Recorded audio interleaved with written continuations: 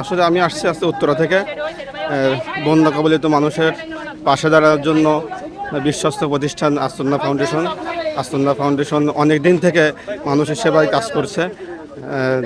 আসন্না ফাউন্ডেশনের পরিচালক আহমদুল্লাহ সাহেব ফেসবুকে স্ট্যাটাস দিয়েছিল যারা যারা ফিরে আসছে স্বেচ্ছাসেবক কাজ করার জন্য উনি আহ্বান করেছিল, সেই আহ্বানে আমার সারা দিয়ে এখানে আসছি। আমরা রোদ হলেও আমরা বেঁচে আছি, কিন্তু আমার ভাইরাও দিকে মারা যাচ্ছে, না খেয়ে আসছে, বন্যায় বিভিন্ন রকম সমস্যা আছে, তার থেকে আমরা ভালো আছি আলহামদুলিল্লাহ।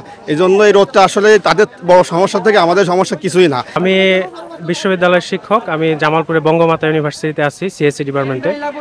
আমি মূলত ঢাকায় এসেছিলাম একটা কাজে, এখন আমাদের কিছু ছাত্র এখানে এসেছে শুনে আমিও এসেছি।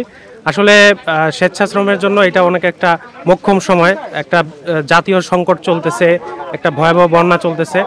এই সময় আসলে জাতি ধর্ম বর্ণ নির্বিশেষে সবাইকে সাহায্য করার যে একটা মোক্ষম সুযোগ, এই সুযোগটা কাজে লাগানোর জন্যই আমি এখানে এসেছি। আসলে এটা একটা অভূতপূর্ব সাড়া। আসলে এরকম দৃশ্য বাংলাদেশ আগে কখনো দেখেছে কিনা আমার জানা নেই, যেহেতু আমার জন্ম অনেক পরে, কিন্তু এটা একটা অনেক বড় একটা ঐক্য সারা দুনিয়া দেখতে পাচ্ছে বাঙালিদের মধ্যে। তো আমরা আসলে বাঙালি জাতি, আমাদের বিপদ যত বাড়বে আমাদের ঐক্য তত বেশি মজবুত হবে, এটাই প্রমাণিত হচ্ছে এই কার্যক্রমের মাধ্যমে।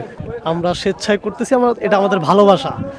আমরা স্বেচ্ছায় না করলে মনে করেন মানুষের পাশে কারা থাকবে? সবাই তো আমাদেরই মানুষ, আমরা যদি না থাকি তাহলে কারা থাকবে? আমরা মিলেই সবকিছু করতে হবে, আমরা মিলেই সবকিছু করতে হবে। যার যেটা সামর্থ্য সেটা করতেছে, কেউ 2 টাকা দিচ্ছে, কেউ শ্রম দিচ্ছে।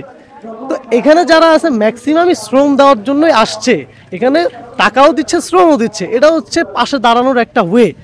বন্যা পরিস্থিতি দেখার পর আমার কাছে মনে হলো যে আমিও সবার সাথে একটু হাত মিলাই আমি একটু কাজ করি। হিউম্যান বিং, আমাদের একটা দায়বদ্ধতা আছে। 250-টিরও বেশি ডিজাইন অপশন নিয়ে ওয়ালটন স্মার্ট ফ্রিজ, বোঝে আপনার প্রয়োজন। সিলেটের বন্যার অবস্থা যখন ছিল তখনও কাজ করেছে, এখনও মানুষ কাজ করে। ঢাকার বিভিন্ন আমার সাথে লোকজন ভাইয়েরা যারা আসছেন তাদের বিভিন্ন কাজকর্ম ছেড়ে দিয়ে তারা এখানে আসছেন কাজ করার জন্য। দেশের আমাদের সবার এগিয়ে আসা উচিত, যে যা যেভাবে পারছে সে সেভাবে সাহায্য করছে।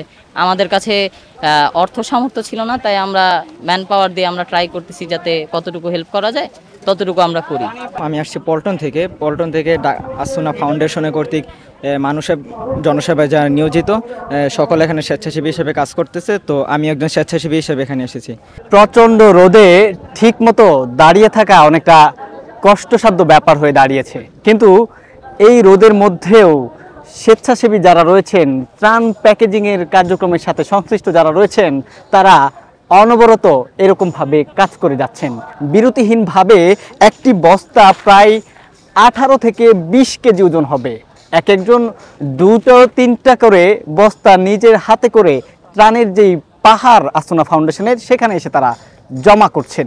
তারা বলছেন বন্যা দুর্গত যারা রয়েছেন তাদের যে কষ্ট, সেই কষ্ট লাঘবে মানবিক দিক বিবেচনায় তাদের এই কার্যক্রম কোনো কষ্টই না।